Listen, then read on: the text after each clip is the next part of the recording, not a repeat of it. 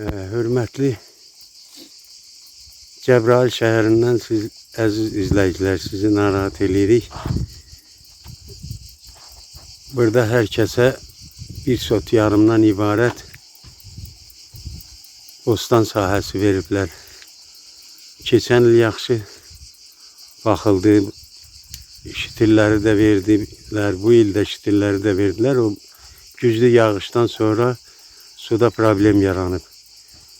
Kimə gedirsən hərə bir bəhanə deyir. Bəhanələrin əsas iştirakçıları da hal-hazırda bostan sahibləri buradadır. Təsəvvür edin ki, butulku ilə, baçokla gətirib bostan suvarırlar. İndi bostanın vəziyyətini də çəkəcəm. İndi çərkəz ki, buyur. Sən də öz fikrini de. Mənim fikrim odur ki, xahiş edirəm, yəni baçoqla, butulquyla su suvarıram, bizə bir su alacı eləmək lazımdır. Oralarında hər yeri sudur. Hər yerdə su da var. Cəbrayılda yəni su qıtlığı yoxdur. Hər tərəfdə artizyan quyular var, kəhrizlər var.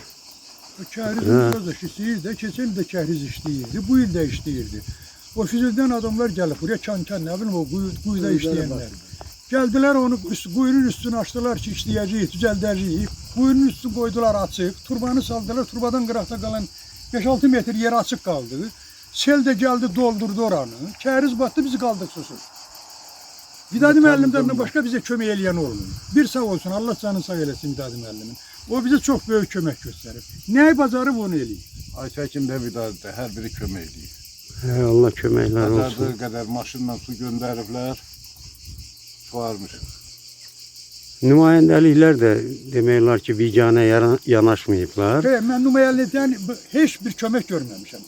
Mən deyəndə deyirlər ki, bizlikdə. Gəlib gediblər. Yalan danışmağın yeri yox. Neysə doğrusu onu danışır. Ancaq maaş alır. Vidadi müəllim, bir də o Aytəki xanım, o bayaq mənim yadımdan sağ olsun, Aytəki xanım. O iki adamdan başqa bizə kömək eləyən olmuyor. O iki adam, su. Vidadi müəllim, Aytəki. Bir də gəlib məhsul ağıza çatıb, indi də su. Ne o kəhriz işləyirlər, nə də su verib. Bu vəziyyətdə bizə su vermirlər ki, bizim əməyimiz zayi olmaz. Elə bugün maşın da su gətirmiş.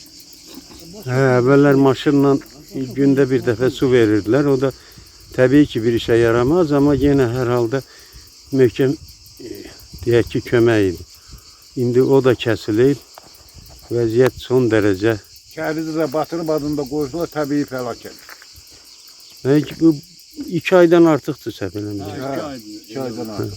Nə elədi o kənkanlar elədi. Kəhrizin batmasına səbəb o kənkanlar. 30 il üstünü açıq qoydular, seldə gəldi doldu kəhriz. 30 il erməni kəhriz İşləmişdi sən, niyə onu işlədi? işlədilər? Bizim ermənilər gələn kimi batırdılar bunu. Keçən il 3 qola burada su suvarırdıq. Baş kəsənə su gedirdi. 15 bulağa su gedirdi. Nə, indi hamısı birdən kəsilir. Yoxa çıxır. Bir dəqiqə bostan. Bostan demək olar ki, tam yetişməyə hazır olan vaxtda suyun kəsilməyi bu boyda insanların bütün əməyinin məhv olması deməkdir. Təsəvvür eləyin, quruyub təmiz əldən gedir.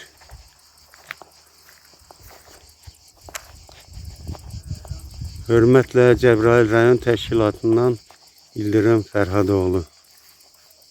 Ümidvaram ki, bizi